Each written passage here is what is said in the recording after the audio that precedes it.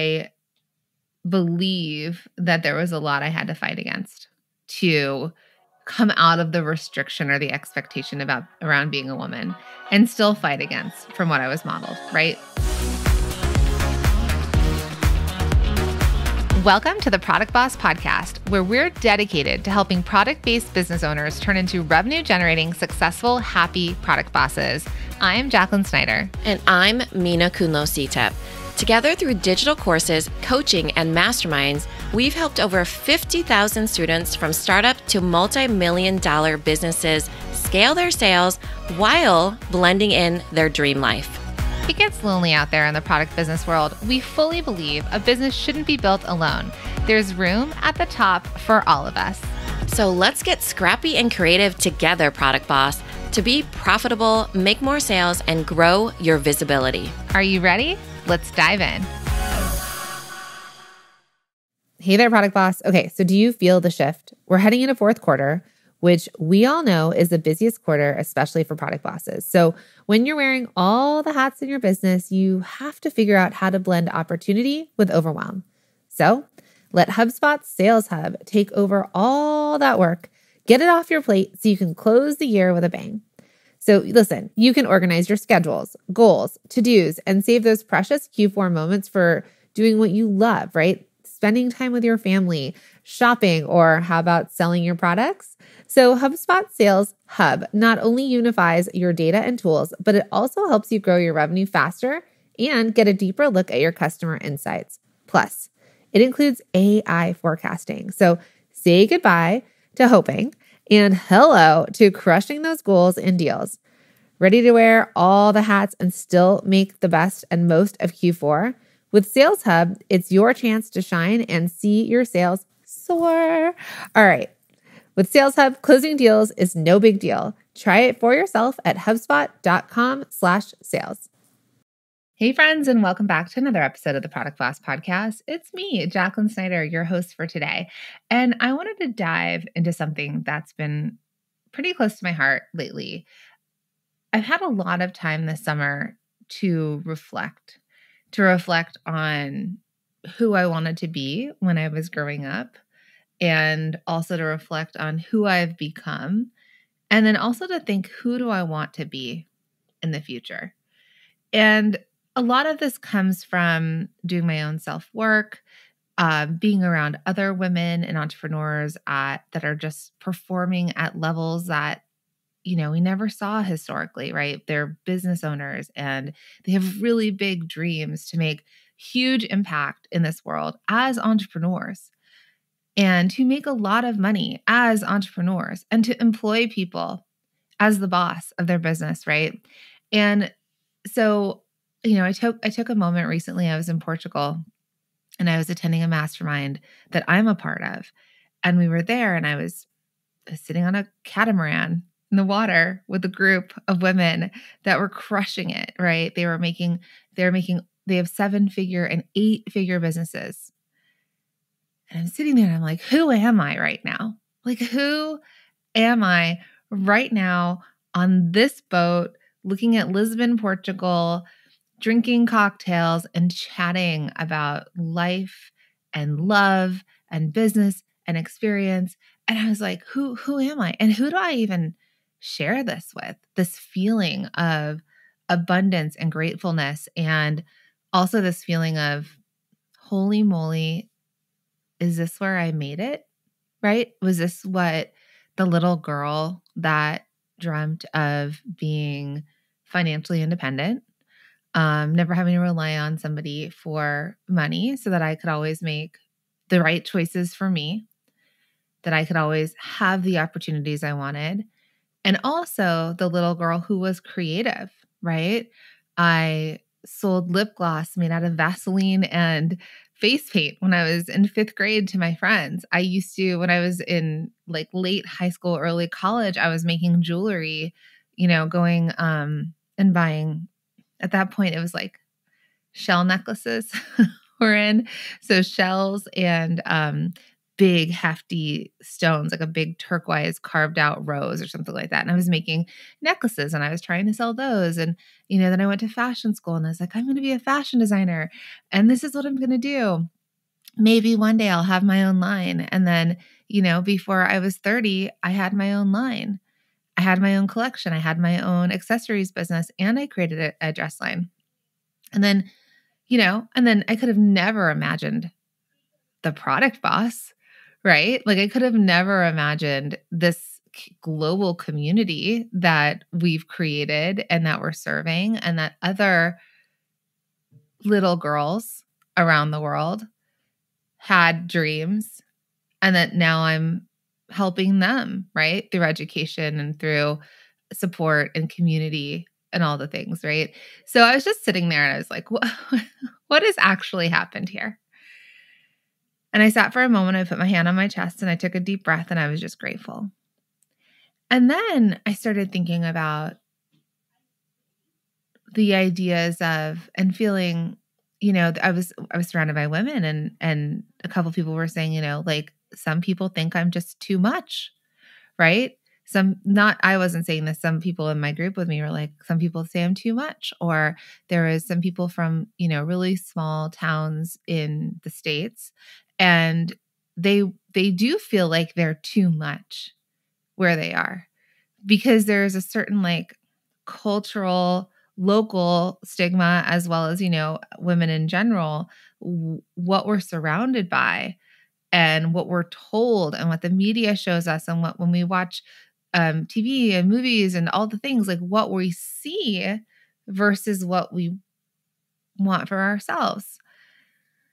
So today I really kind of wanted to unpack this, right? And what I want to unpack is owning your desire and owning your identity, right? And I think I'm pretty fortunate.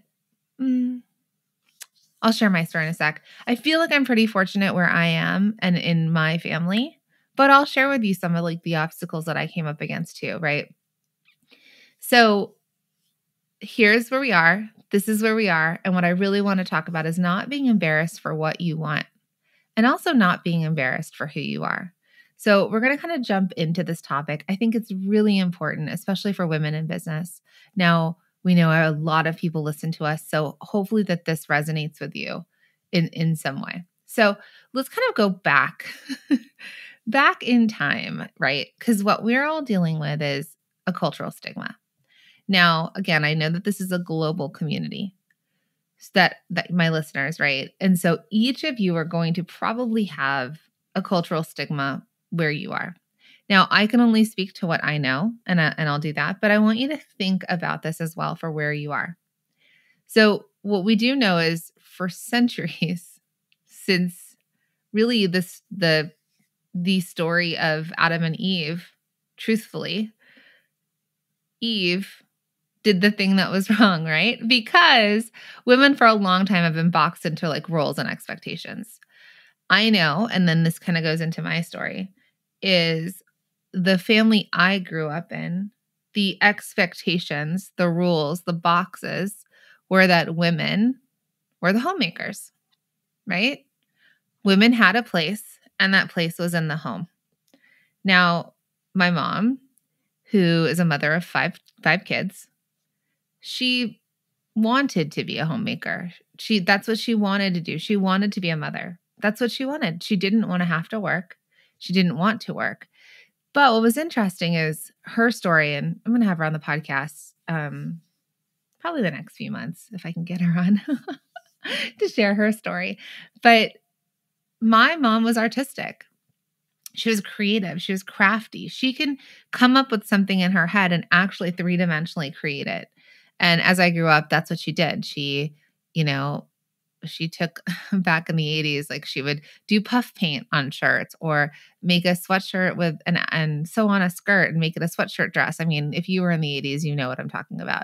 She just could make everything. And she's even created her own product business at a point. And we're going to share that story in the future with you. So she was artistic. And then when she was going to college in London, which girls got out of school pretty early there, her parents did give her the choice. Do you want to be a secretary like my grandma was? and this is England, or would you like to try art school? And my mom felt the pressure of where she came from, that even though her parents gave her the choice, she went to be a secretary. Oh, she hated it. She hated it. She hated it. She had to learn shorthand typing. If you ever want to see my mom go off, she's pretty usually like level. That is what you'll have her go off about. And so she chose that, but then very quickly she got married. And the goal to getting married was to stay at home and be a homemaker. And that's what she wanted. But if we think about when we were growing up, and I know, again, we've got like all ages across the board here. So I want you to think back to women that were older than you as you were growing up, that were showing you examples of what women could be. There was a time when women could be secretaries, right? That was their job. There was a time, I feel like when I was growing up, so in the 80s and 90s, from what I saw for women, were that they were, I think a lot of times there were occupational restrictions, right? So there were the acceptable professions for women. And so that would have been nursing, not the doctor, but nursing, being teachers, clerical roles, right? This is what I saw. It's different now. I think more women are going into medical school now than men. So that's incredible, right? But that's sort of what we saw. And then also the flip side to that is that men's roles, things that were perceived as powerful or like lucrative or that power part, those were reserved for men. So when we saw that, and I feel like we still fight against this now, I'll tell you, I do. If anyone else has cried about feeling like they're a bad mom, am I too ambitious? Am I too focused on work? What about my kids? How do I be 100% mom and 100% ambitious and then 100% a wife, right? And friend and take care of myself, right? There's been this feeling pulled. And I think there's a part there that we still don't know. We still don't walk. I've told a couple of our students this. I was like, our kids moving forward, they will have seen a totally different world than we did. They will have seen a world that a lot of people I see are sharing, like the home role, right? My husband does the laundry. My husband picks up the kids from school and makes their lunches. This is what my husband does. My husband tends to be more of the person in charge of the home role. And I tend to be a little bit more in the business role because he's an actor and he works when he works. And when he does, we have to split it more. And then when he doesn't, that's his role. And he loves it. He's happy to be home. Now, I know some of us have totally different roles at home, but I'm just going to say that my kids are going to have grown up seeing that. When I grew up, I saw none of that. So one of my stories is that when I had a father who was Middle Eastern and is Middle Eastern, not was, and very much so that the women's role was in the home. And so I got straight A's. I was like top of my class. I did all these things, but the times that I would get the most praise was when I remember one day I was cooking an omelet in the kitchen as a teenager, and he walked in and he was like, "I am so proud of you." And all I could be like, this is what you're proud of? To make eggs? You're proud of me for eggs? Do you know all the other things that I have done? Right? And this is obviously historical, childhood stuff, but that was something I grew up with. And I was like, no. And I'll say that he would be proud of me now, but I believe that there was a lot I had to fight against to come out of the restriction or the expectation around being a woman, and still fight against from what I was modeled, right? So when we're thinking about this journey and we're thinking about owning who we want to be and who we are, I want you to reflect a little bit on the cultural stigma that we've seen and that maybe was modeled for us or was expected in our family, like where we came from. Hey, Product Boss. I'm just going to interrupt this show really quickly because it's podcast recommendation time. This month, I am all about Inclusion and Marketing Podcast. Now, this is hosted by the incredible Sonia Thompson and brought to you by the HubSpot Podcast Network, the audio destination for business professionals. On her Inclusion and Marketing Podcast, Sonia does an amazing job of diving into important topics like belonging, customer experience, and diversity.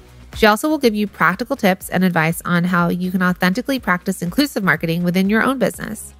Now, one of my favorite, most recent episodes includes Sonia and 3 other inclusive marketers who dive into recent big brand marketing campaigns such as the AI generation of Barbie from around the world and the Barbieheimer controversy, right?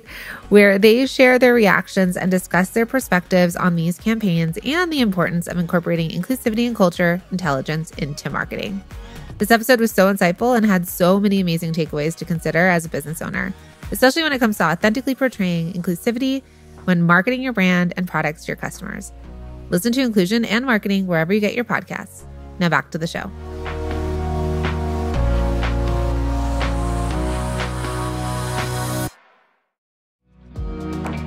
Hey, product boss. Okay, it's your product biz coach here, Jacqueline, and I have a treat for you. So the other day we got a message on Instagram from our friend Lolly. Now she's a product boss and she was on the hunt for an easy to use inventory management software to keep track of her raw goods and what she had ready to sell. And guess what? We had an answer for her.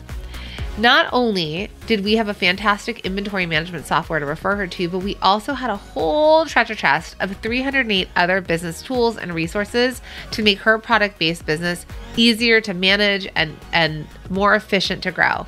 And we have it for you as well. Now picture this: packaging and printing supplies, affiliate management, website and email software, legal resources, video and photo tools. Oh my, you name it, we've got it.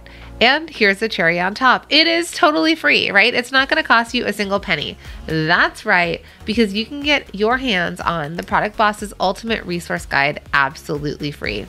We are on a mission to change small businesses' lives and their ability to grow around the world. And whatever we can do to help you do that, we are here for it.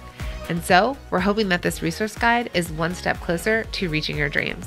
So all you need to do is slide into our DMs on Instagram with the word guide and just send us that message and we will send you a link to download it right away. Or you can head straight to theproductboss.com/resource guide. Easy peasy. Oh, and did I mention you can also DM us guide on Instagram and voila, we'll shoot you that link right away. So my friend, don't wait another second. You can get your hands on the Ultimate Resource Guide for Product Bosses right now. Now let's jump back into the show.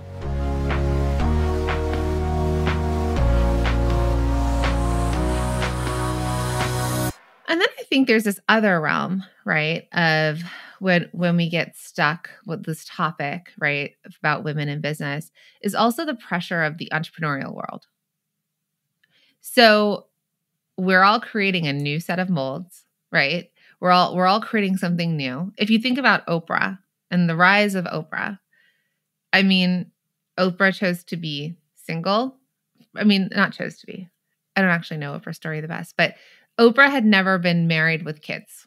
Let's just put it like that, right? She was ambitious and pursuing something she really wanted, and she broke barriers and did amazing things. I mean, she modeled for women, she modeled for Black women and historically marginalized people. She modeled that she could create an empire from, going off of just being a talk show host to then, truly an empire. And she was one of the few that was modeling that for us in the entrepreneurial world, at least from when I was growing up. But I think a lot of times, and still we feel this way, is kind of need to be aggressive, but not too aggressive. You need to be feminine, but not too feminine, right? You need to be, you need to really want to work, but don't work too much. So it's this really kind of hard place that we all play in, and we also hold ourselves up against. So I think the hardest part was that individuals, especially within let's say in the business world, if you work for somebody else, there's a mold that we felt that we had to fit into. The cool thing is that we're entrepreneurs. So the cool thing is that we don't have a mold we need to fit into. When you own your own business as an entrepreneur, you get to kind of pick what you want to do, which is so cool. But sometimes I think that we then, as entrepreneurs, and going back to the societal norms, we also feel like we are going back to that too much, right? I'm an entrepreneur, but I can't be too much of an entrepreneur, especially when I'm around my friends or my family or the people in my town. Like what they may not even understand where I'm coming from, and I think that is something, there's this like pressure that keeps us feeling small. I think like Sarah Blakely, the founder of Spanx, she talks about her early days of business, and she felt the need to present herself and her product in a way that would be taken seriously by male buyers and investors, right? So she had to come off in a certain way. She was young, and she needed to dress in a certain way and be very specific. And she needed to navigate those assumptions based on like how old she was, that she was a woman, and she was coming out with a product very specifically for women. And the domain of what she was going into there were male investors, male competitors. And so there's this mold she felt like she had to fit into. So what was cool watching her journey and her growth is that she eventually learned how to embrace her perspective, right? As a woman, and how she was able to leverage that. Like that was her strength. And obviously, not obviously, but we do know her story now. She was the youngest self-made female billionaire selling products. Right? And so there is that pressure, and there is that want and need to fit in. But at some point, if you're able to let that go, imagine, right? Imagine someone who cut the legs off of hosiery and turned it into a billion-dollar business. I'm going to say billion. It's probably billions. So what happens when we decide to flip the script, right? What happens when we decide that authenticity isn't a buzzword and being audacious is not a bad word? What happens, and I say audacious with like the audacious dreams that we might have? What happens when we kind of flip the script, or we stop giving context to these words to mean more than what they are? So, one, it's going to make you feel more authentic, right? It's also, once you step into who you are, it's going to be amazing for you to see that you all of a sudden become a magnet that pulls into you what you've always wanted, right? Once you become authentically you and you step in and you're not embarrassed to say, this is what I want. This is who I am, right? This is what I want, and this is who I am. You have no idea how much that is going to deeply resonate with people. It is going to be a magnet. It's going to draw in customers. It's going to draw in opportunities. You're going to feel better, right? And your story can and will resonate with people because your story will be relatable. Your journey will be inspiring. The same way that when we look for stories of women in business and the things that they do, and we've had some incredible business owners that have sold their companies for $1 billion, like Jamie Kern Lima of It Cosmetics, like Susie Weiss Fishman of OPI, right? We've had women that were just like you and me, that at the beginning of their journey or somewhere in the middle of their journey, they were women with a dream, but with a desire to build something and make something big. And they weren't, maybe they were embarrassed. Maybe they felt like they didn't fit in. Susie had children as she was growing a $1 billion empire. And so she needed to get help to help people. And she missed some games and she missed some performances, but she was there for things that mattered, or she was there as much as she could be. And she still is for her kids. So, but she chose the version that she wanted. And it's incredible what she's built. So, and it's inspiring because these stories inspire me. These stories inspire me for impact and for blend and for being authentically who I want to be and for not being sad or ashamed for the things. When I say sad, I mean not sad. I would say more ashamed. The feeling might lead to like sadness or whatever, but ashamed for what I want. Because what I also believe is each and every one of you listening, we can all have our own big dream. And our own big dream might have a dollar sign in front of it. It might be time. It might be, well, I really feel like it's time and financial freedom or money and time. Because with money, you get to make choices that you want to make. You could stop working for other people. You can have more time with the people you love. No. Go back to money. Money.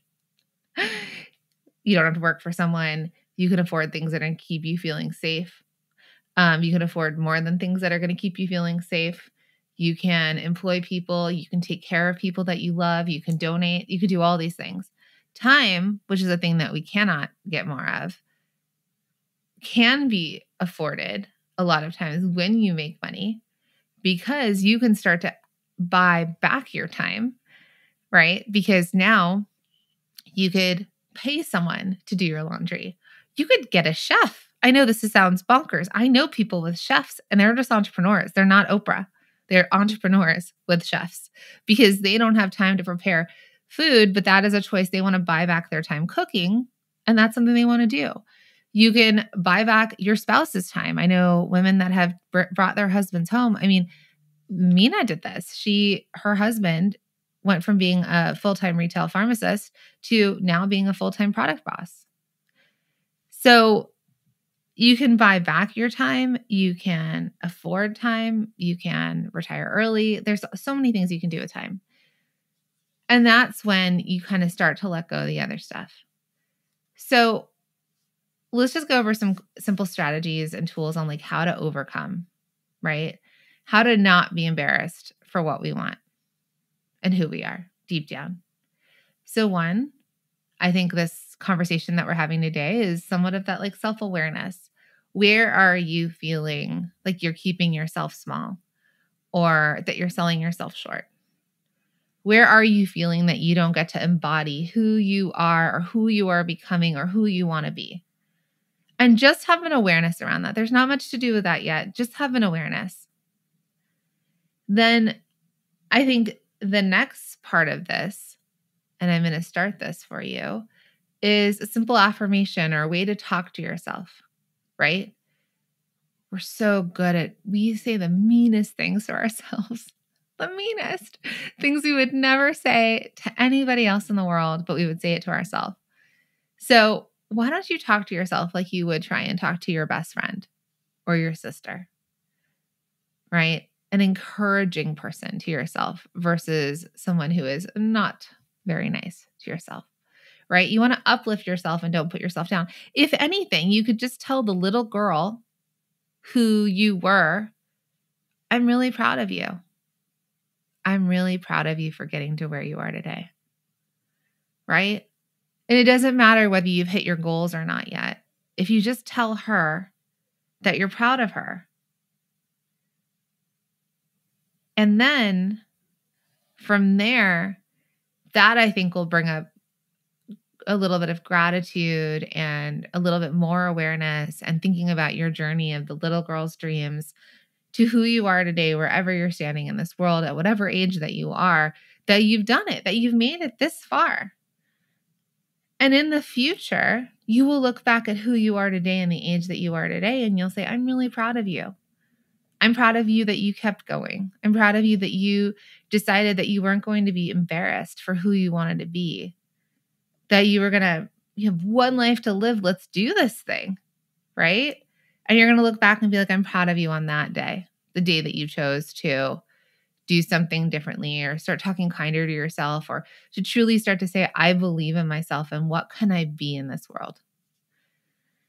And then a couple other things that I think are like really important. And this has been something that's been across my journey, which is why I was in Portugal for a mastermind we have these in-person events that we go to. And this is why I've created masterminds for all of you, our students in our community, is two things. One, it's mentorship. So when you have a mentor, a teacher, a role model, and especially as women, if we have other women modeling this for us, right? We can learn from them. We could say, hey, that's what she does. I didn't know that you could hire people to do your laundry until I had my mentor. My original mentor was Natalie Ekdahl. And she's like, why are you doing your laundry? Well, because I'm supposed to do my laundry. Why? And I was like, well, she's like, you have to work. She's like, you are more valuable in your job working for your family than having to sit around and every 45 minutes you hear the buzzer and you take the wet clothes and you put them in the dryer and then you have to fold them all. She's like, you are more valuable. And I know this is so silly, but it was like one of the first points that I was like, oh, you can outsource that. And originally I outsourced it to a fluff and fold in New York. And then in New Jersey, people could pick it up at your door and take it. And I know it costs more money. And I had to tell my husband, because he was working as well, our time is more valuable than this right now. So that was something in our family that we decided to do. But my mentor, I know it sounds silly, but one of the things that I learned from her was that. The other thing I learned from her was that, raise your prices. You're charging too low. You're undervaluing your time. You're undervaluing you. So when you find a mentor, someone that is authentic for you and someone that you are magnetized to, right? Then I do think that's really important for you, because it is that same idea of what we're talking about here is like not being embarrassed for what you want and who you are, because someone else is encouraging you, supporting you, and showing you that it's possible. And then the second part to this, and again, why I love a mastermind, but also for finding this, is finding community. You want to find community with people that are like-minded, that will empower you versus disempower you, that will see your big dreams and applaud you along the way versus trying to make you smaller and put you in a box of the box that they believe exists, but is not your belief, right? So when you can find a community that applauds you when you make a lot of money, or you make your first sale, right? Or you hire your first employee, or you fire your first employee, because that's hard, but you have a community that's like, we're really proud of you. We're really proud of you. And you have a big dream. Let's go, girl. Let's do it. Let's do it together, right? That is so, so important. So I think that this is it's a journey. We're all on a journey. And as I'm speaking this and saying, having this entire episode with you, I do have fears and self-doubt, right? I do forget to celebrate the wins sometimes, but I'm aware at least and moving towards it, and moving towards not being embarrassed and not putting myself in a box and fighting against what was probably a cultural expectation of me when I was younger to who I am today. So here are some little things you can do. You can always journal. I write it down in notes on my phone. Writing is this very special way of like not only thinking, but writing gets stuff out of you that like sets it more in stone. So I want you to dream. I want you to continue to dream big, but I also want you to dream without barriers. Okay. So if you get some time today, if you could pull out a journal or a piece of paper and write down your dreams without barriers, without societal expectations, without hearing a voice of somebody, you all have a somebody in your head that's saying, no, it's not possible. You can't do that. And that came from someone else, right? So I want you to dream without barriers and write it down. And then also when you write this down in a little bit of a journal entry, I want you to challenge every doubt that you're having. Why not you? Why not that dream? So if something comes up and you're journaling and you're dreaming and it's like, I want to sell my ceramic vases globally I want to be in over 1,000 retail shops, and I want to have a $5 million business. I'm just going to say it, okay? And you're like, and then all of a sudden you're like, who do you think you are? No way. You could never make all of that. You don't know how to run a business of that size. Like retailers aren't going to want what you have. You're not a good salesperson. Whatever these doubts are and these things that come up for you, then counter that, write it down, challenge that doubt. Why not you? Why couldn't you learn how to sell better or hire someone to sell for you? Why couldn't you learn how to be a business owner and a boss and hire people to do certain things for you, like produce for over 1,000 stores, earn $5 million in your business? Why not you? Right? We don't know when we're starting where we're going to be, but if you can dream it and then you challenge it, why not? Why not? Get curious. What could happen? Right? If you turned into a $500,000 business and not a $5 million business, I'm for sure you were probably very happy about that, right? Even making your first $50,000 for those of you who haven't made it, that would be pretty amazing. So even if we fail at that dream, it is still, when I say fail, it's like, okay, so you don't make the 5 million.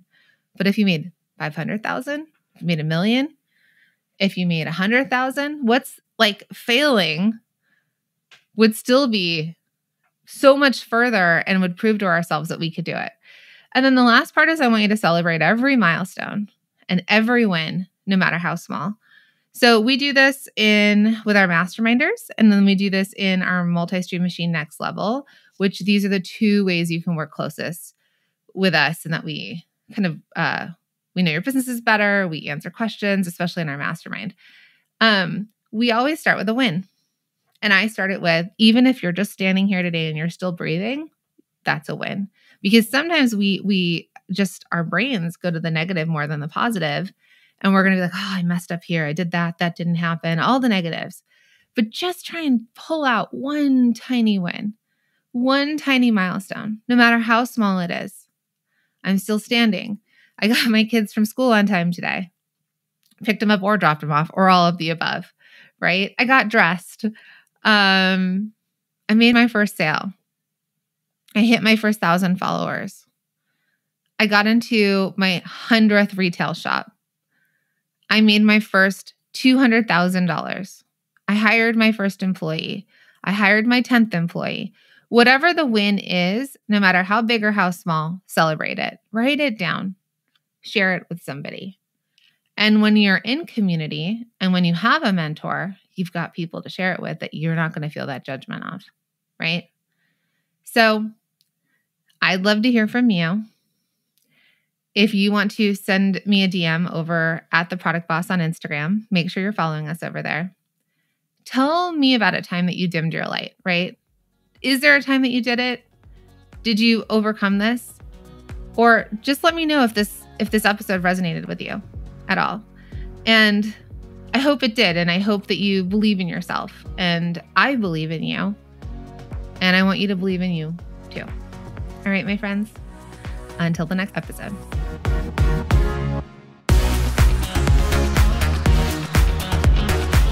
Thank you for being here and listening all the way through the Product Boss podcast. If you love our show and it has helped you in any way in your business, would you mind doing 2 things for us? Subscribe to the show so you never miss an episode, and leave us a review. Reviews help other product entrepreneurs know that this is the place to be to grow their businesses and realize that they're not alone. And we know that you all know that a 5-star and honest review helps you sell more products to more people. So you know that your reviews help us reach more listeners around the world. Remember, what we give is what we receive, and we are all about helping each other in the Product Boss community. We are all in this together.